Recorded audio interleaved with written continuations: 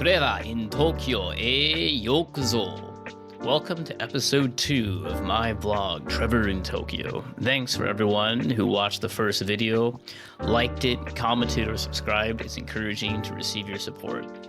So this week was my first full week in Japan, but Monday happened to be a holiday for Japan, so I took the opportunity to scout around campus on my day off.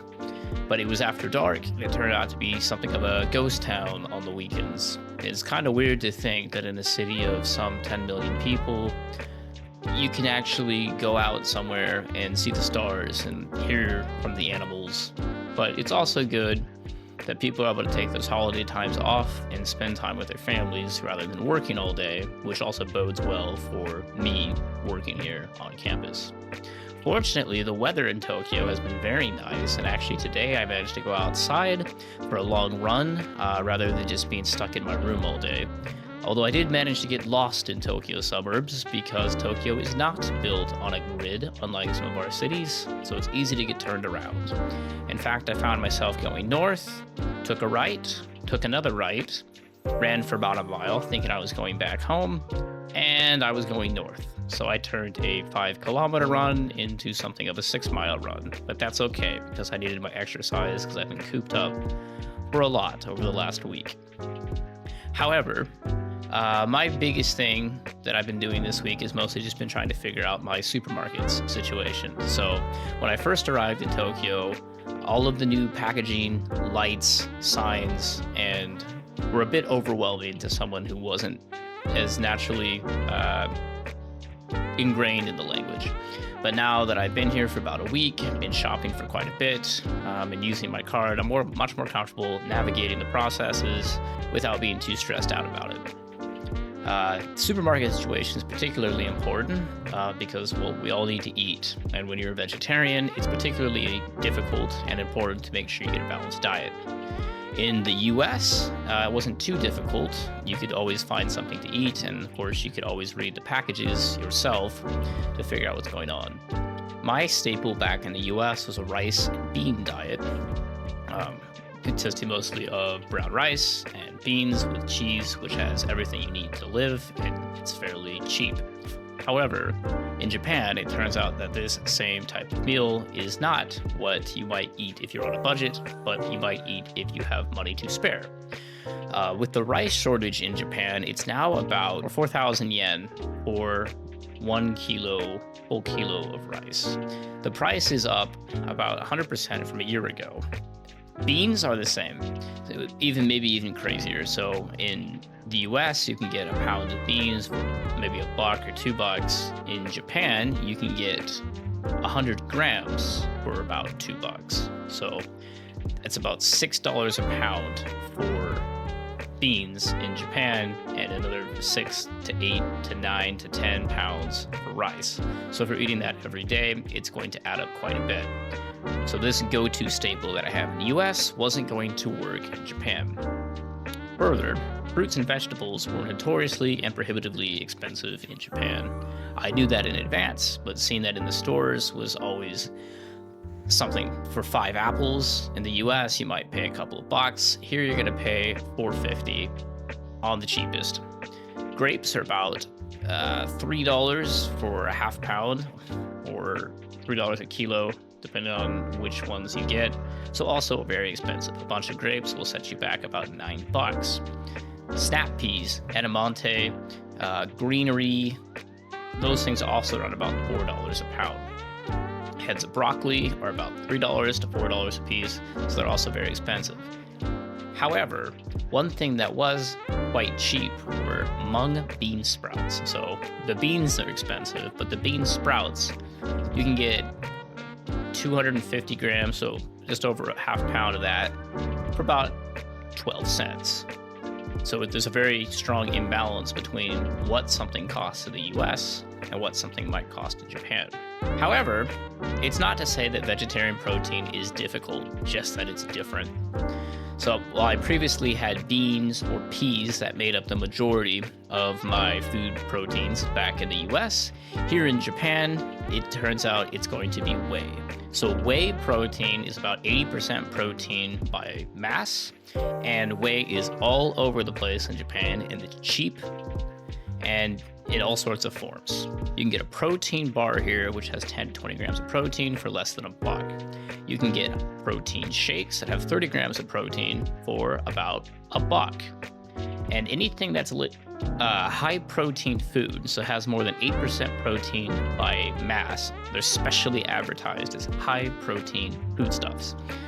And so because they use this high marketing scheme to get you to buy the high protein foodstuff, you can also be on the lookout for things that have a high protein content, including tofu, which is super cheap. So you can get over a pound of tofu for about $1. And there's many different types, depending if you want the silk type, the firm type, or anything in between. So ideally, you want to shoot for about 1 gram of protein for every pound of body mass. There are also whey protein supplements that are quite cheap. You can get 2, 3, 4, 5 pounds of whey protein for about $5 to $6. So it's not too complicated to do that in Japan. However, there are some other things that are also super cheap, which are not so cheap in the US. Things like eggs.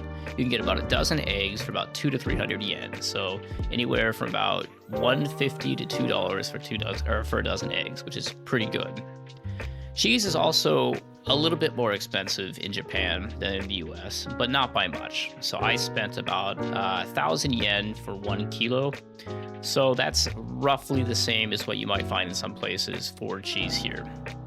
Although the flavor of the cheese is a bit different than the cheese in the US. The cheese in the US tends to be a little bit sweeter than the cheese that I found here, which is more salty. I chose a mozzarella-style cheese for some of my food, and it had a little bit different taste, but it was a good flavor. For meal preparations, with these changes and with the changes in prices, what I decided to end up doing was to go with a tomato-based red soup type spaghetti. So I talked about the high protein foodstuffs. They have high protein spaghetti, which has about twice as much twice as much protein as the normal spaghetti, at about 8 to 16% protein by mass. So I used a red sauce, fried tofu, and cheese to get a more familiar spaghetti type flavor on top of this high protein spaghetti. And it was fairly cheap and efficient, looking at about $2.50 for 2 lunches. So that seems to be a good staple going forward. For breakfast, yogurt here is cheap, and there's of course a high protein version of yogurt. I've been doing yogurt, protein powder in my yogurt to give it both flavor and additional protein, and some oatmeal inside of the yogurt, looking at about less than $1 a breakfast meal. I think I said last time that bread is also extremely cheap, looking at about $1 for 6 rolls, dinner rolls, or croissants, or raisin bread rolls, that sort of thing. And with my new miniature toaster oven, I can make a pair of rolls for breakfast along with my yogurt every day. So that has been my lunches and my breakfasts going forward, but I still have to figure out what I'm going to have for dinner, because I like to meal prep something on the weekends that I can then heat up quickly. And it seems that rice and beans are not really going to be an everyday type of food. I'm still looking for something else. Regarding what else I did this week, so I started work this week, and part of starting work is figuring out all of the residency information that I need for employment. The same kind of thing that you might find in the US. Being able to write in katakana was super helpful, as I needed to write my own name, as well as sign it with the special Japanese stamp called an inkan as a form of a signature. So I went to the JP Post to open up my bank account this week, and process was performed in Japanese.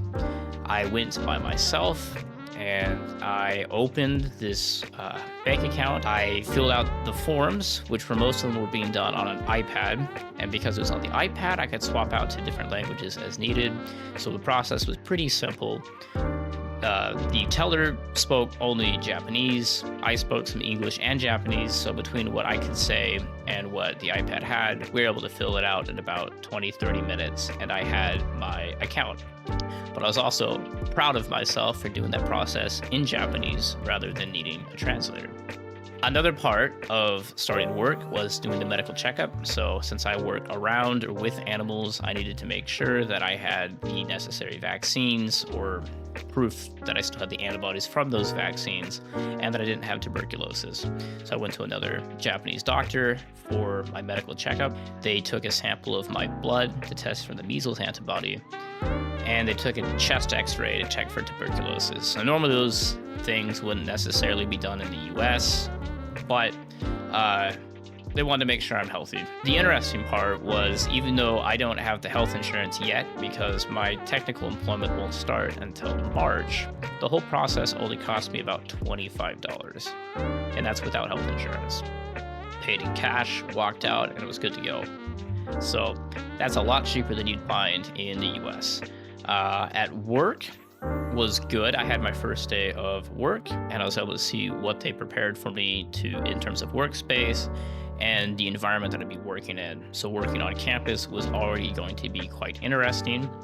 Once Monday was done and Tuesday rolled around and people actually came back to work, it was a little bit more lively than on the weekend when I was exploring originally. And I was able to find my desk. They provided me my own computer. And I also had my own supercomputer and storage system. So the supercomputer has 1 terabyte of RAM, not ROM, RAM. The lab also has access to more facilities than I had at Drexel and at higher quantities. So they had their own 3D printing center with some of the high-end industrial type 3D printers. They have their own fabrication workshop with more equipment than I had back in my graduate school, and testing for electronics. What's also cool is the lab has its own poster printer, so when I go to a scientific conference, I don't have to contract a third party to print out my posters. I can just print them off in the lab. So there's a lot of new facilities that are available that are specific to this lab that I haven't had previously that I'm quite excited about.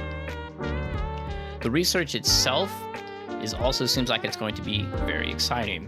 What's particularly exciting is that they have been recording intraspinally in the monkey during awake recording behavior, which is the only place in the world where this is possible. So hopefully the tools that I developed in my graduate education as part of my thesis will be useful for identifying new techniques and new insights into the neurobiology of movement preparation, and sensory motor integration. But it's not like I'm only going to work here, living in the lab all day in, all day out. My boss wants me to go out and enjoy life in Japan. He wants to make sure that we appreciate Japan, we have a good time here, and that we want to stay for the long haul. So on the actual occupational front, I'm very much enjoying my new environment. I like my new coworkers. It seems like they respect me and are giving me what I need to succeed. So I have no complaints so far, and I'm looking forward to what the future weeks have for me. Looking forward to the next week, my goals are to figure out my gym membership. Now that I have my bank and I have my residence officially certified, I should be able to get my gym membership figured out. I want to figure out exactly what I'm going to be able to make for dinner so I can meal prep on the weekends and then heat up something in the afternoons, evenings when I get back from the gym. And I'd also like to go outside of the lab and meet some more people. I've talked to some people in the lab, and I've talked to some people in the institute, not necessarily in the lab, including other foreigners.